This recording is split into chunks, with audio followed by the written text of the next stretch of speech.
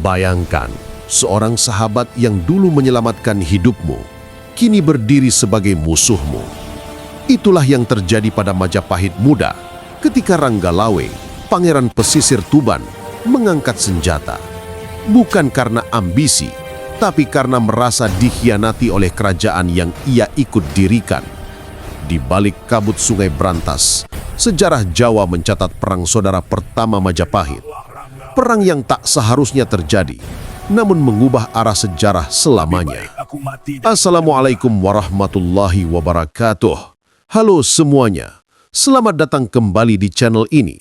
Semoga kalian sehat dan semangat menelusuri sejarah Nusantara yang penuh intrik, konflik, dan kejayaan.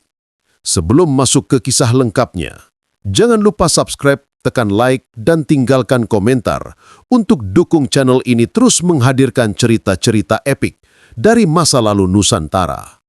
Kabut pagi turun perlahan di atas Sungai Brantas, menyelimuti pelataran istana Majapahit seperti tirai tipis yang enggan tersingkap. Biasanya, kabut ini adalah pertanda hari yang damai, hari untuk rapat para pejabat, latihan prajurit, atau sekedar aktivitas pasar yang riuh di luar tembok kerajaan. Namun hari itu, kabut terasa berbeda, lebih dingin, lebih berat, seolah membawa pesan gelap dari masa depan yang tak seorang pun bisa baca dengan jelas. Di dalam pendopo utama, suasana tak kalah pekat. Para rakrian, patih, dan pejabat yang biasanya berbicara lantang kini duduk kaku. Suara mereka berubah menjadi bisikan pelan, takut terdengar oleh telinga yang salah. Semua bermula dari sebuah laporan yang diterima raja, laporan samar tentang perilaku mencurigakan di Tuban, wilayah yang berada di bawah kekuasaan Ranggalawe.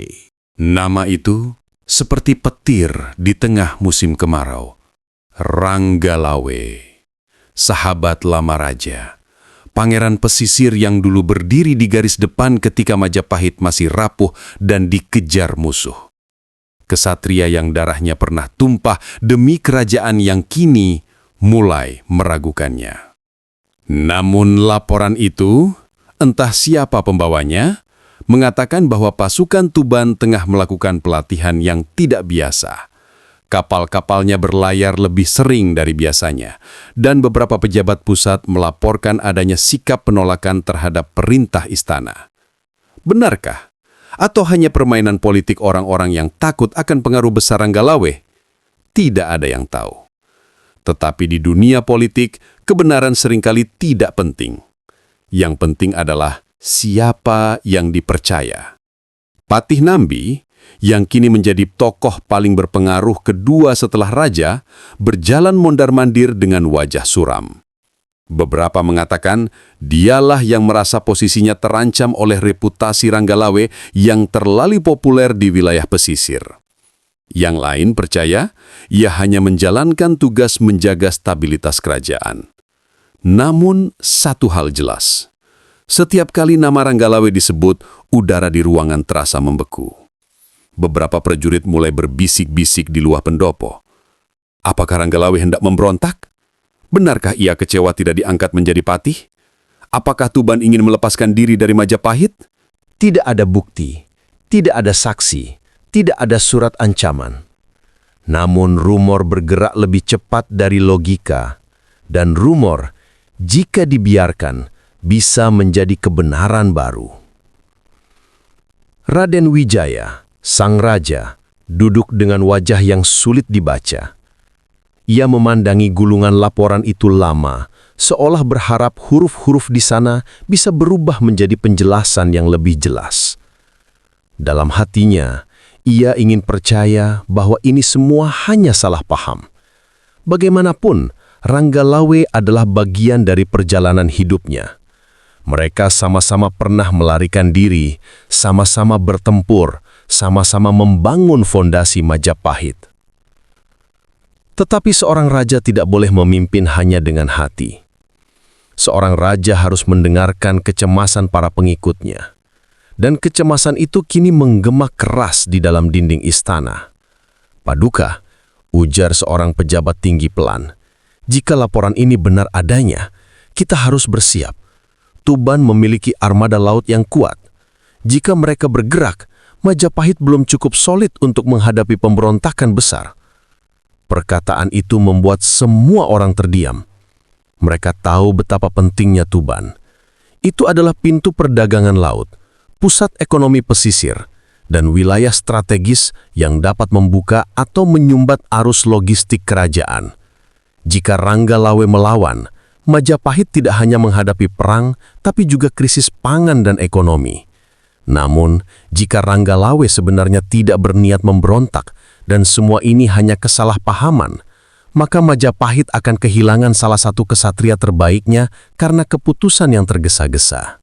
Dilema itu mengantung seperti pedang di atas kepala raja. Di luar pendopo, angin pagi bertiup membawa suara pasar yang mulai hidup. Tapi bagi istana, hari itu bukanlah hari biasa. Itu adalah hari ketika benih kecurigaan mulai tumbuh. Hari ketika politik mengalahkan kedamaian. Hari ketika sebuah kerajaan yang baru berdiri mulai merasakan retaknya fondasi kesetiaan.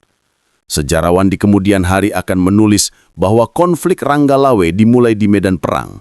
Tapi sebenarnya, konflik itu lahir jauh lebih awal.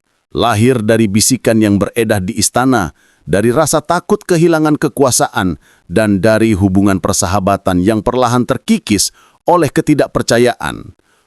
Majapahit belum sadar bahwa dari kabut pagi itu, sebuah badai besar sedang menunggu waktu untuk pecah.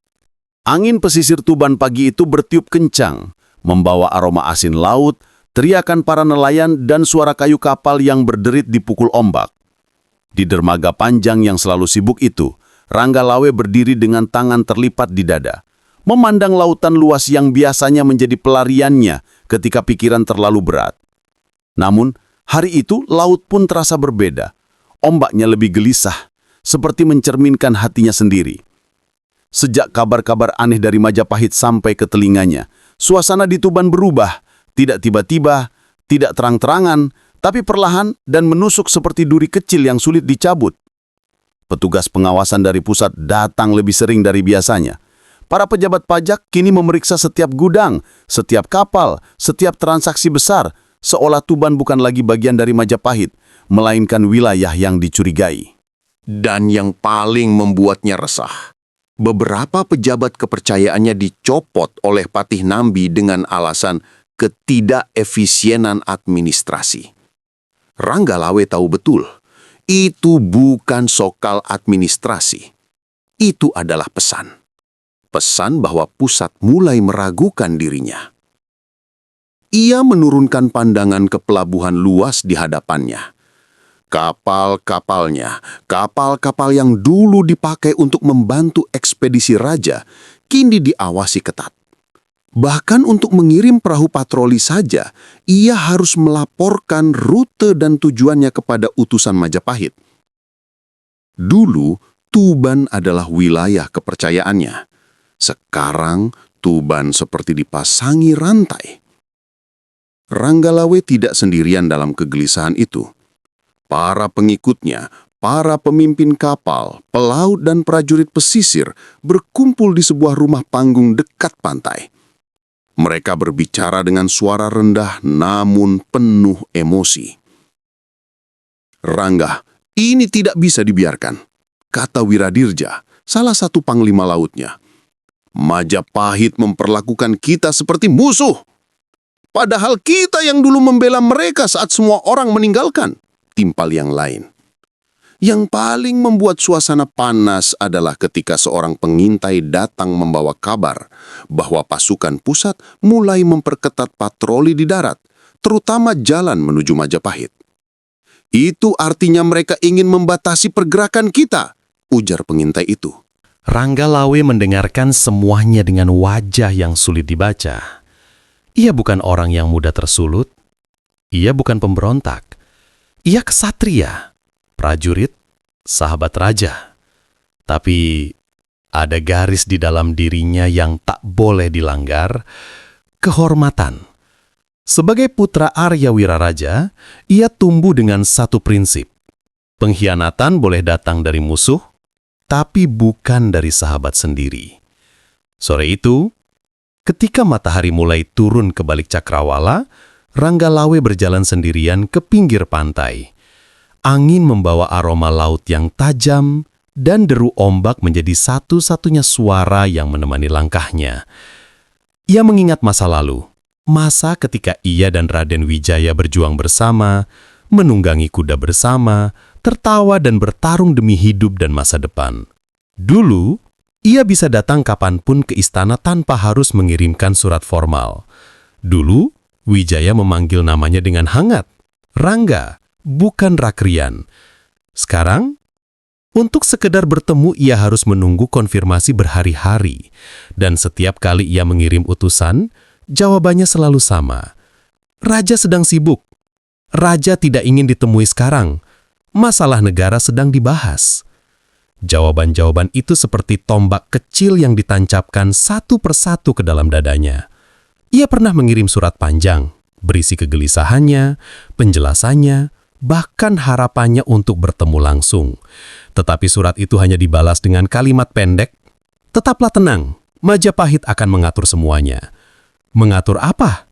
Itu yang membuatnya semakin curiga. Di rumah panggung malam itu para pengikutnya kembali mendesak.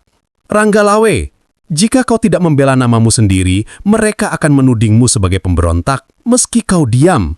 Sekarang saatnya bertindak. Jangan sampai kau dijatuhkan tanpa perlawanan." Ranggalawe mengetuk meja kayu dengan jari-jarinya, mencoba menenangkan diri. Ia tidak ingin perang. Ia tidak ingin melukai kerajaan yang ia bantu bangun. Tetapi ia juga tidak bisa membiarkan namanya diinjak oleh politik yang penuh intrik. Majapahit mulai tidak percaya padaku. Akhirnya, ia berkata pelan.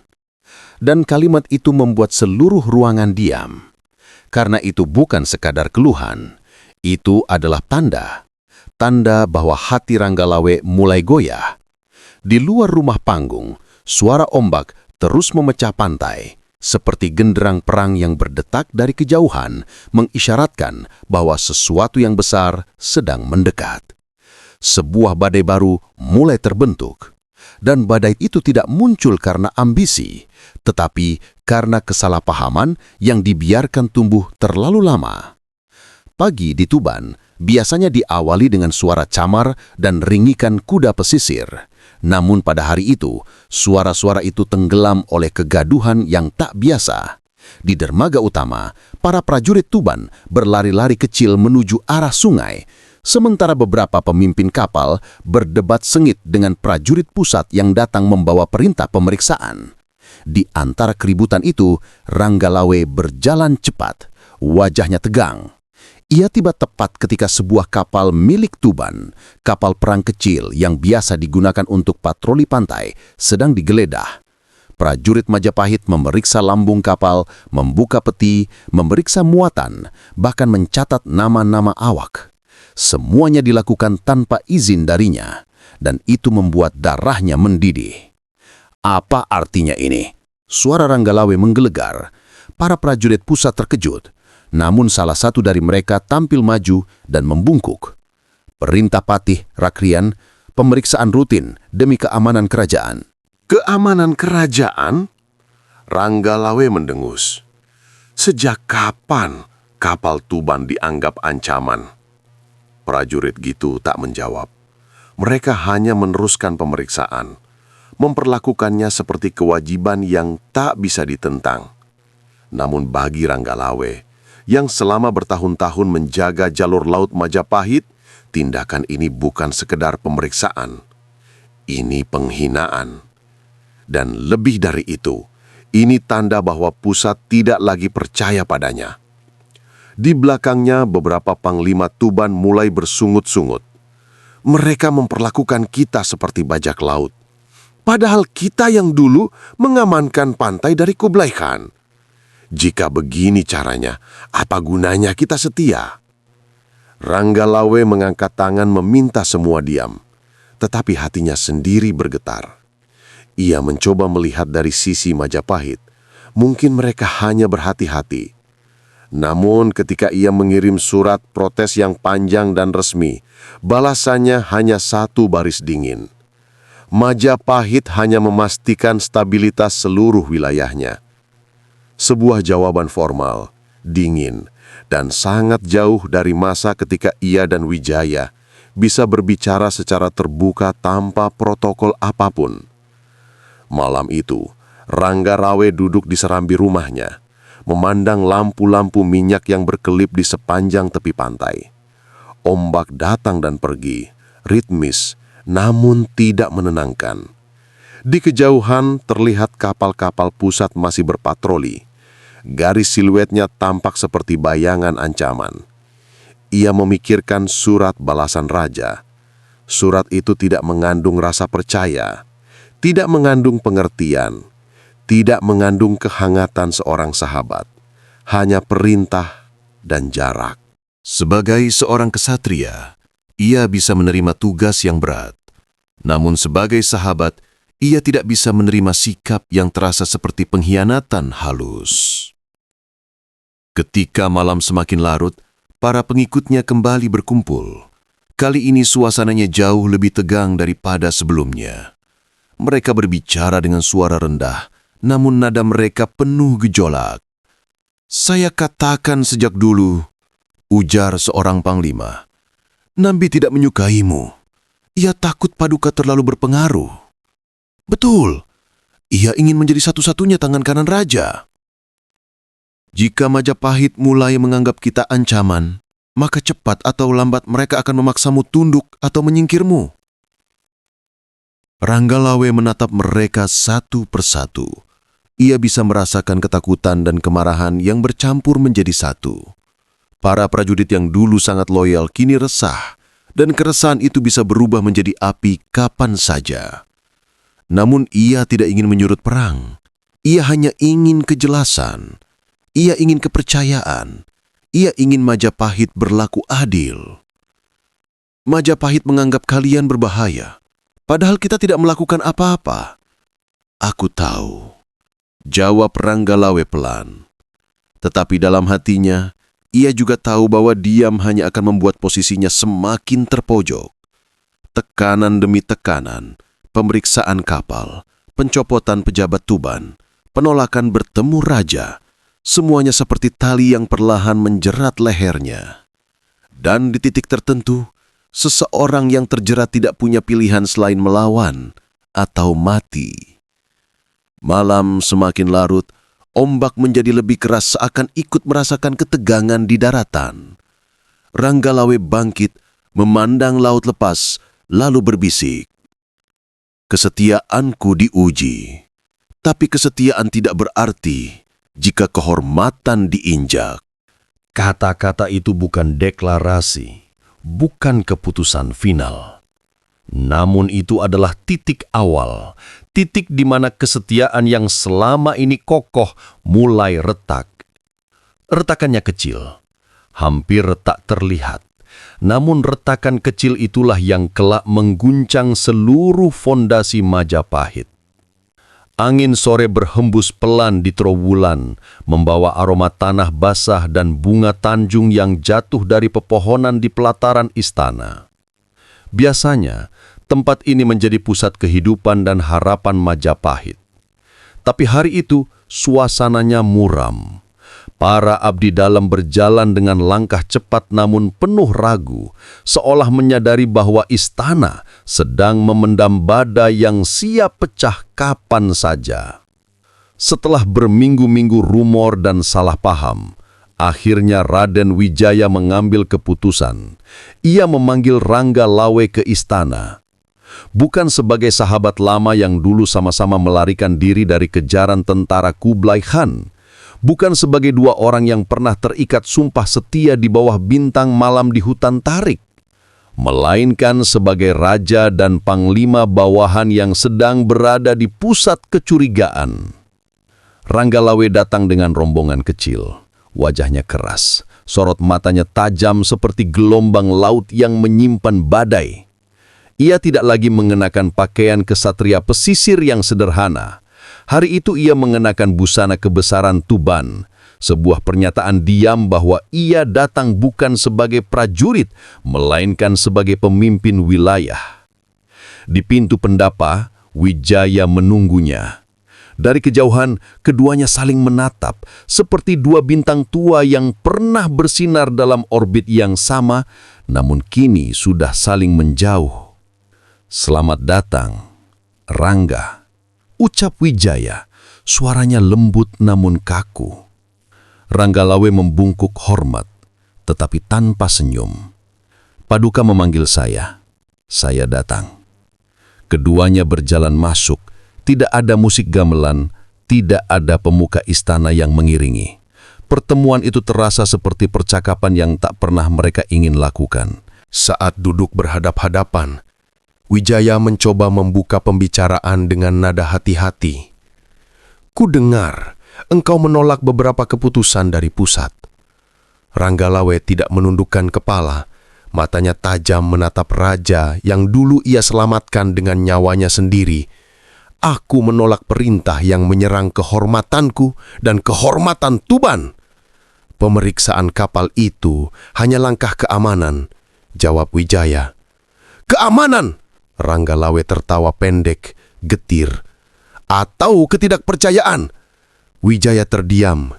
Ia ingin menjelaskan, namun politik dan tekanan dari para patih membuat kata-katanya terjerat. "Aku mendapat laporan bahwa engkau mengumpulkan pasukan," balas Wijaya akhirnya. "Karena kapal-kapal kami diperlakukan seperti milik pemberontak," suara Ranggalawe naik.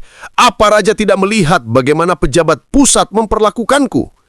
Wijaya yang biasanya bijak dan lembut akhirnya terpancing emosi. "Kejujuranmu seringkali berubah menjadi keberanian yang membahayakan kerajaan. Dan kecurigaan Paduka telah membunuh kepercayaan yang dulu membuat kita bertahan hidup." Kata-kata itu menggantung lama, sangat lama, seperti dua bilah keris yang saling menempel sebelum duel dimulai. Di dalam hati, Wijaya ingin berkata, "Rangga, aku tidak ingin kehilanganmu." Namun suaranya hilang ditelan kebanggaan seorang raja. Di dalam hati, Ranggalawe ingin berkata, "Paduka, aku tidak pernah bermaksud mengkhianatimu." Namun kemarahan telah menutup pintu-pintu yang dulu menjadi jalan pulang. Pertemuan itu berakhir tanpa kesepakatan, tanpa pelukan sahabat, tanpa titik terang. Saat Ranggalawe melangkah keluar dari pendapa, Wijaya memperhatikan langkah berat itu. Ia tahu sebuah keputusan telah lahir dari pertemuan yang gagal ini. Keputusan yang mungkin tidak bisa ditarik kembali. Dan Ranggalawe tahu bahwa sejak saat itu, ia bukan lagi sekutu Majapahit. Ia hanyalah bayangan yang dianggap ancaman. Keduanya sama-sama terluka. Keduanya sama-sama merasa benar. Keduanya sama-sama tidak mau mengalah. Pertemuan itu adalah kesempatan terakhir untuk mencegah perang. Kesempatan yang datang terlambat. Di luar istana, langit berubah jingga kemerahan. Seolah Majapahit sendiri menangis atau bersiap menyala dalam api perang saudara yang pertama kali akan mengguncang tanah Jawa. Setelah pertemuan yang gagal di pendapa istana, Majapahit memasuki masa yang aneh. Masa ketika semua terlihat normal dari luar, namun semua orang bisa merasakan bahwa ada sesuatu yang siap pecah kapan saja. Raden Wijaya tetap menjalankan tugas sebagai raja. Ia menghadiri sidang, memeriksa laporan, dan menerima utusan dari berbagai daerah. Namun di balik sikap tenangnya, ada bayangan yang tidak bisa ia singkirkan. Langkah Ranggalawe saat meninggalkan pendapa, langkah yang berat, tegas, dan penuh luka. Sementara itu, jauh di Tuban, Ranggalawe kembali ke wilayahnya dengan hati yang lebih gelap daripada sebelumnya. Laut yang biasanya membawanya ketenangan kini terasa seperti cermin yang memantulkan kegundahannya sendiri. Ia duduk lama di dermaga, memandangi ombak yang menghantam tiang-tiang kayu. Tidak ada lagi yang bisa diperbaiki, gumamnya. Di seluruh wilayah Majapahit, kabar tentang ketegangan ini menyebar lebih cepat daripada angin musim timur. Para prajurit mulai berspekulasi. Para pedagang di pasar membahasnya sambil menimbang beras. Para pemimpin daerah saling bertukar pesan dengan nada waspada. Ranggalawe tak lagi diterima di istana. Patih Nambi sedang memperluas pengaruh. Raja mulai ketat mengawasi Tuban. Ini bukan lagi perselisihan kecil. Masing-masing pihak membaca situasi sesuai kepentingannya sendiri. Para pedagang pesisir mendukung Ranggalawe. Ia adalah pelindung jalur laut, orang yang membuat perdagangan Tuban hidup kembali setelah Perang Monggol. Mereka percaya tanpa Ranggalawe, pantai utara akan kacau. Para panglima pusat mendukung Nambi. Mereka melihat setiap potensi ancaman sebagai bahaya besar bagi kerajaan yang masih muda, dan Ranggalawe dengan pasukan, kekayaan dan pengaruhnya terlihat seperti salah satu ancaman itu. Majapahit terbelah. Tak ada pedang yang terhunus, namun ketegangannya lebih tajam daripada keris. Di istana pertemuan darurat sering digelar. Nambi berdiri tegak di depan raja. Paduka, kita harus bertindak sebelum Tuban bergerak. Ranggalawe memiliki armada. Ia punya kesatria pesisir yang berjumlah besar. Wijaya terdiam lama. Apapun keputusan yang ia buat, itu akan mengubah sejarah. Kita tidak bisa menyerang Tuban tanpa alasan yang jelas, jawab Wijaya akhirnya. Alasan itu sudah jelas, Paduka, desak Nambi. Ia mengumpulkan pasukan tanpa izin. Namun Wijaya tahu, alasan itu tidak sepenuhnya benar. Dan hati nuraninya menolak bergerak terburu-buru. Tetapi politik bukan tentang hati nurani. Dunia istana bergerak oleh kekuasaan, persepsi, dan rasa takut. Perlahan tetapi pasti, tekanan dari pati-pati lainnya semakin kuat. Paduka harus memilih, kata Kebu Anabrang. Jika tidak, wilayah pesisir mungkin bergerak lebih dahulu. Wijaya menutup matanya sebentar. Ia ingin kembali ke masa ketika ia dan Ranggalawe sama-sama melawan kubu Jayakatwang. Masa ketika segalanya sederhana, siapa lawan, siapa kawan. Sekarang ia tidak bisa membedakan lagi. Sementara itu di Tuban, situasi memburuk. Patroli Majapahit semakin sering memasuki pesisir. Kapal-kapal pemerintahan muncul di perairan yang biasanya dikuasai Tuban. Beberapa pejabat daerah Tuban yang dicopot posisinya mulai terang-terangan memihak Ranggalawe. Dan rakyat pun bertambah gelisah. Apakah kita sedang diawasi? Apakah perang akan pecah? Apakah Majapahit akan menyerang? Langit pesisir sering dipenuhi dengan suara kawanan burung camar. Namun, bagi rakyat Tuban, itu terdengar seperti tanda-tanda buruk. Para pengikut Ranggalawe berkumpul hampir setiap malam. Jika Paduka hanya diam, kata salah seorang panglima Tuban, mereka akan mencap kita pemberontak bahkan sebelum kita mengangkat senjata. Jika kita tidak menunjukkan kekuatan, kata yang lain, mereka akan menindas Tuban. Ranggalawe menahan semua tekanan itu, tetapi tidak mudah. Setiap kabar dari istana membuat dadanya semakin sesak. Setiap patroli yang masuk wilayahnya membuat darahnya mendidih. Hingga akhirnya, ia berkata, "Aku tidak mencari perang, tapi aku juga tidak akan membiarkan kehormatan Tuban diinjak." Kata-kata itu menyebar seperti api kecil di antara prajurit. Sekarang, bukan hanya kesetiaan Ranggalawe yang retak. Kesabaran seluruh Tuban mulai habis. Di Trulan, Wijaya berdiri sendirian di pendapa pada suatu malam. Angin dingin menerpa wajahnya. Ia memandang bulan bulat yang menggantung seperti mata saksi langit atas keputusan-keputusan masa lalu. Ia berbisik pelan, seolah berbicara pada seseorang yang tidak lagi ada di sana.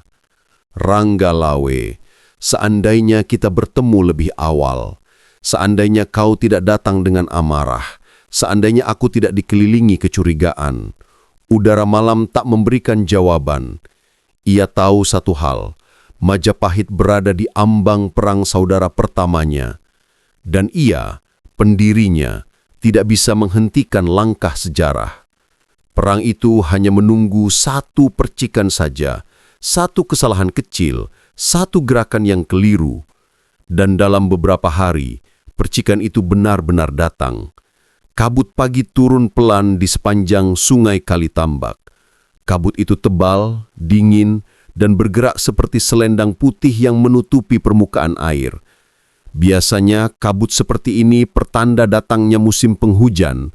Namun hari itu, kabut itu adalah tirai pembuka bagi tragedi pertama yang mengoyak Majapahit dari dalam. Hari ketika Ranggalawe mengangkat panji perlawanan, semua dimulai ketika laporan dari Tuban tiba di istana. Laporan itu menyebutkan bahwa Ranggalawe telah mengumpulkan pasukan lengkap dengan senjata dan kapal-kapalnya bersiap di muara sungai. Ini pemberontakan, kata Patih Nambi. Ini kehormatan yang dijaga, jawab beberapa penasehat lain. Ini kesalahpahaman yang membesar, kata sebagian orang yang lebih bijak. Namun, tak ada waktu lagi untuk debat.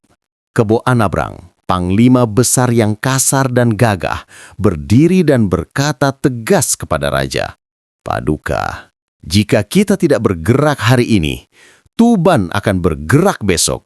Raden Wijaya menunduk lama. Dadanya berat, matanya redup. Ia tahu Ranggalawe bukan pengkhianat, tapi ia juga tahu bahwa politik telah membuat kesetiaan menjadi kabur. Akhirnya, dengan suara pelan, ia berkata, "Berangkatkan pasukan." Keputusan itu memecah sejarah. Di Tuban, saat matahari baru muncul, Ranggalawe berdiri di tepi pantai. Di belakangnya barisan pasukan pesisir, kesatria laut, pemanah dan prajurit berkuda. Ada yang muda, ada yang beruban. Semuanya memandangnya dengan campuran keyakinan dan kecemasan. Ranggalawe menghunus kerisnya. Ujungnya berkilau terkena sinar pagi. "Aku tidak melawan Majapahit, tapi aku melawan ketidakadilan yang ingin membungkam Tuban." Satu kalimat itu menggema bagaikan ombak yang menghantam karang. Para prajurit yang selama ini tertekan oleh patroli pusat, kini merasa darah mereka menyala. Ia melanjutkan, lebih keras, "Hari ini kita bertempur bukan karena haus kekuasaan, tapi karena kehormatan lebih mahal daripada hidup." Sorak-sorai pecah.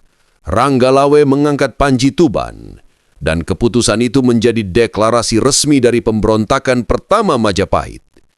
Pertempuran pertama terjadi di Kalitambak, sungai lebar yang menjadi jalur strategis menuju Tuban. Pasukan Majapahit yang dipimpin Kebo Anabrang telah memblokade jalur air, memasang benteng kecil, dan mempersiapkan pemanah di tepi sungai. Kabut masih tebal ketika suara trompet perang pertama kali terdengar. Ranggalawe memacu kudanya turun ke tepi sungai. Kuda itu gagah, besar, dan terkenal karena kecepatannya. Dengan teriakan perang khas pesisir, ia menerobos barisan depan Majapahit. Pertempuran berlangsung ganas. Air sungai memercik tinggi ketika pasukan kedua pihak saling bentur. Teriakan prajurit bercampur dengan suara pedang beradu dan peluru panah yang melesat, memecah kabut. Ranggalawe bertarung seperti singa terluka. Ia menebas, menangkis, menikam, gerakannya cepat dan liar seperti gelombang. Banyak prajurit pusat gugur di tangannya hari itu. Prajurit Majapahit, meski lebih banyak jumlahnya, berkali-kali mundur oleh gempuran ganas kesatria Tuban itu. Namun pertempuran mencapai titik puncak ketika Kebo Anabrang maju sendiri. Ia adalah raksasa medan perang, tinggi, berotot, dan terkenal sebagai pembantai tangguh dalam pertempuran Mongol.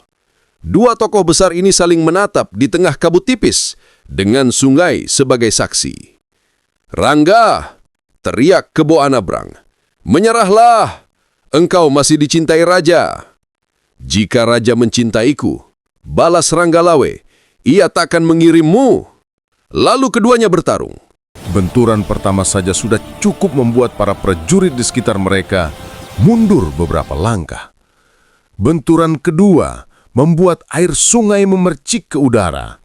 Benturan ketiga membuat tanah bergetar. Pertarungan itu bukan lagi pertempuran biasa. Ia adalah duel legenda. Sayangnya, legenda tidak selalu berakhir indah. Dalam kekacauan pertempuran, kuda Ranggalawe terpeleset oleh lumpur sungai. Sungai Kalitambak dengan arusnya yang kuat menarik kaki kudanya. Ranggalawe kehilangan keseimbangan sesaat. Kebo Anabrang melihat celah itu, dan dalam sejarah yang ditulis ratusan tahun kemudian, momen itu selalu diceritakan dengan nada getir. Ranggalawe terjatuh, dan saat ia berusaha bangkit, tombak musuh sudah lebih cepat. Beberapa catatan mengatakan ia gugur karena tikaman. Catatan lain berkata, ia terseret ke dasar sungai oleh arus deras. Ada pula versi yang lebih tragis, ia ditikam berkali-kali ketika tak lagi bisa melawan. Apapun versinya, satu hal benar, Ranggalawe mati sebagai kesatria, dan sungai itu menjadi makamnya. Ketika kabar itu sampai ke istana, Raden Wijaya terdiam lama. Ini bukan kemenangan, katanya dengan suara bergetar. Ini kehilangan. Ia memerintahkan upacara penghormatan bagi Ranggalawe. Namun, upacara itu tidak mampu menghapus luka yang muncul dari salah paham yang tak pernah diredam sejak awal.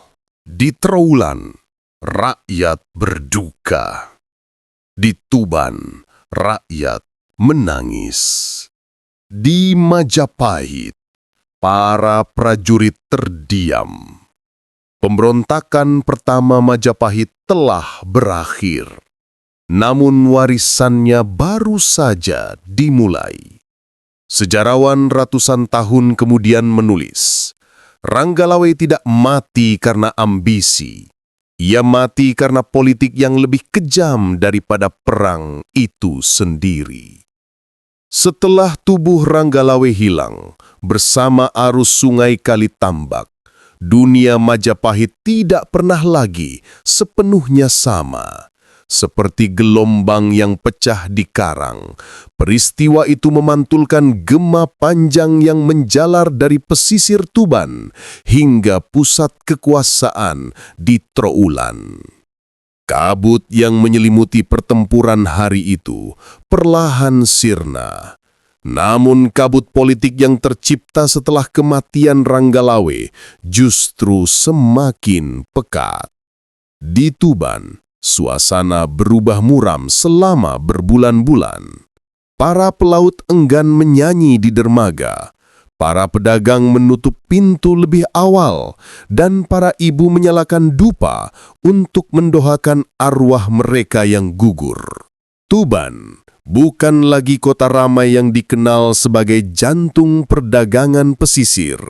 Kota itu menjadi wilayah yang sedang belajar menerima kenyataan pahit bahwa putra terbaiknya telah tewas bukan di tangan musuh asing, melainkan oleh keputusan politik dari pusat kerajaan yang dulu mereka hormati. Rakyat pesisir berbisik, jika Ranggalawe saja bisa ditewaskan, siapakah yang selanjutnya? Desas-desus itu mulai menyebar ke kota-kota lain. Sumenep, Gresik, dan Pamekasan.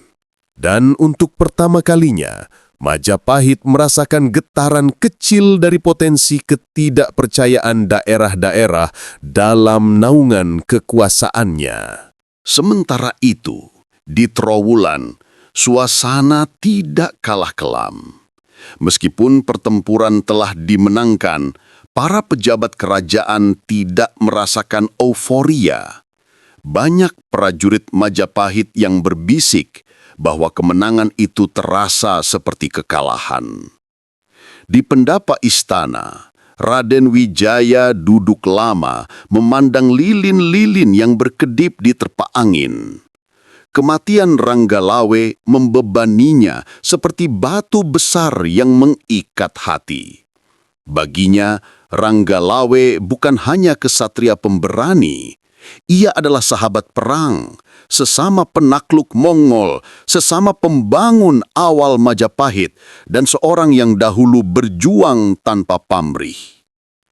Seandainya waktu dapat diputar, gumam sang raja, aku ingin berbicara sekali lagi dengannya, bukan sebagai raja dan bawahan, tapi sebagai saudara. Namun waktu tidak pernah berjalan mundur, dan politik tidak pernah memberi kesempatan kedua. Dalam beberapa catatan kuno, disebutkan bahwa setelah pemberontakan itu, terjadi perubahan besar dalam struktur pemerintahan. Para penasihat istana, terutama yang berasal dari golongan elit pusat, mulai menekan raja agar memperketat pengawasan terhadap daerah-daerah pesisir. Tuban kehilangan sebagian hak otonominya.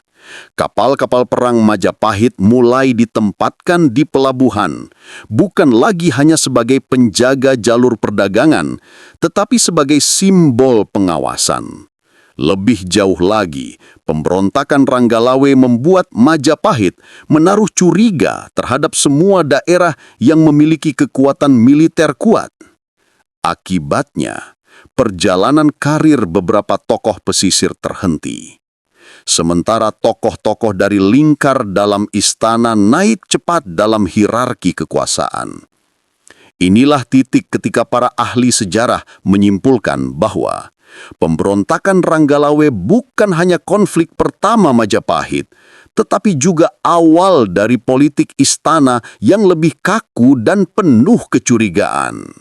Namun sejarah tidak hanya mencatat gelapnya. Ada pula upaya penyembuhan yang dilakukan para tetua kerajaan. Patih Nambi dan beberapa tokoh lainnya mengusulkan agar dilakukan pengakuan resmi terhadap jasa Ranggalawe. Maka, dibuatlah upacara besar yang dikenal sebagai upacara pampasan arwah, sebuah ritual kehormatan untuk memberikan tempat bagi nama Ranggalawe dalam sejarah kerajaan. Di upacara itu, tabu gamelan dipukul pelan, dupa dibakar, dan pembacaan gelar anumerta dilakukan. Meskipun banyak yang hadir menundukkan kepala lebih karena rasa bersalah daripada penghormatan, upacara itu tetap menjadi bagian penting dari catatan sejarah. Beberapa tahun kemudian, ketika masyarakat sudah mulai menerima kenyataan pahit itu, lahir cerita-cerita rakyat tentang kesatria Tuban yang bertarung hingga akhir. Cerita itu terus berkembang, dan di beberapa desa, sosok Ranggalawe bahkan dianggap sebagai legenda yang menjadi simbol keberanian melawan ketidakadilan. Sejarawan zaman modern sering menulis hal ini. Ranggalawe tidak memenangkan peperangan, tapi ia memenangkan hati rakyat, dan itu jauh lebih sulit dicapai daripada sekedar menguasai wilayah. Meskipun pemberontakan itu berakhir tragis, kisahnya menjadi pelajaran bagi Majapahit. Banyak raja setelah Raden Wijaya yang mempelajari kejadian ini sebagai contoh betapa rapuhnya hubungan antara pusat dan daerah jika komunikasi dan kepercayaan tidak dijaga. Dari kegagalan itulah, Majapahit kemudian membentuk struktur administrasi baru yang lebih tertib, menetapkan peran pengawasan yang lebih jelas, dan memperbaiki jalur komunikasi antara raja dan para bupati. Dapat dikatakan bahwa Majapahit menjadi kuat bukan karena tidak pernah melakukan kesalahan, tetapi karena ia belajar dari kesalahan itu. Dan demikianlah epilog dari pemberontakan Ranggalawe. Kisah tentang sahabat yang terpaksa saling mengangkat senjata. Kisah tentang raja yang kehilangan setengah jiwanya. Kisah tentang satria yang gugur demi harga diri. Kisah tentang kerajaan besar yang belajar bahwa kekuasaan tanpa keadilan hanya menciptakan luka baru. Sejarah menutup bab itu dengan tenang, tetapi lorong-lorong waktu masih membawa gema langkah Ranggalawe. Yang terluka, yang marah, yang setia, yang gugur, dan yang terus hidup sebagai simbol keberanian yang tidak akan pernah bisa dibungkam. Majapahit melanjutkan langkahnya menjadi kerajaan terbesar di Nusantara. Namun bayang-bayang sang Satria Tuban akan selalu menyertai setiap keputusan yang lahir dari ruang-ruang istana. Karena setiap kekuasaan selalu membawa nama seseorang yang pernah mati untuk memperingatkannya. Kematian Ranggalawe bukan sekadar akhir dari pemberontakan pertama Majapahit. Itu adalah pelajaran pahit tentang bagaimana kesalahpahaman, ambisi, dan politik dapat menghancurkan persahabatan yang paling kuat sekalipun. Bagaimana menurut kalian? Apakah Ranggalawe korban politik? Atau keputusan yang ia ambil memang sudah tak bisa dielakkan? Tulis pendapatmu di kolom komentar. Jika kalian suka cerita sejarah seperti ini, jangan lupa subscribe, like, dan komentar supaya channel ini terus berkembang dan menghadirkan kisah-kisah epik lainnya. Sampai jumpa di episode berikutnya. Wassalamualaikum warahmatullahi wabarakatuh.